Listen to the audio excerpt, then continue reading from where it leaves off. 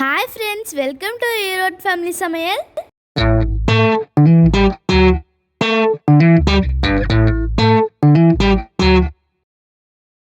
இன்றைக்கி நம்ம பார்க்க போகிறது செம்ம டேஸ்டியான ஒரு வெண்பொங்கல் ரெசிபி தான். எப்படி செய்கிறதுன்னு பார்த்துடலாமா?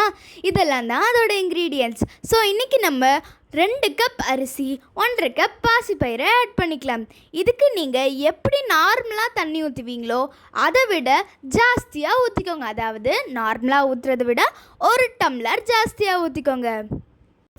இப்போ ஒரு பாத்திரத்தை சூடு பண்ணி அதில் 4 ஸ்பூன் நெய்யை ஆட் பண்ணிக்கோங்க. நெக்ஸ்ட் 1 ஸ்பூன் கடுகு,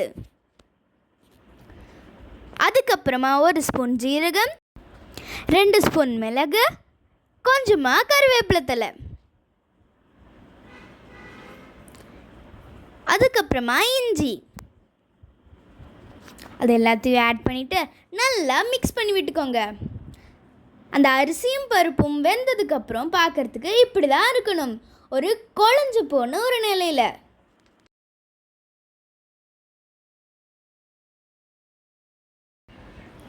இப்போ நம்ம வறுத்துட்டு இருந்தோம் இல்லைங்களா, அதுலேயே முந்திரி பருப்புகளை ஆட் பண்ணிவிட்டு அதை சவக்கு விட்டு நம்ம செஞ்சு வச்சுருந்த பொங்கலுக்குள்ளே ஆட் பண்ணிவிட்டு தேவையான அளவு உப்பு சேர்த்துட்டிங்கன்னா செம டேஸ்டியான வெண்பொங்கல் ரெடி. இதை நீங்கள் கோகோனட் சட்னியோட சர்வ் பண்ணும்போது இதோட டேஸ்ட் நிஜமாலுமே அல்டிமேட்டாக இருக்கும் கைஸ்.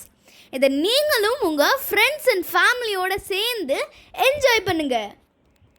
அதுக்கு முன்னாடி மறக்காமல் நம்ம ஈரோட் ஃபேமிலி சமையல் யூடியூப் சேனலை லைக், ஷேர் அண்ட் சப்ஸ்கிரைப் பண்ணிடுங்க.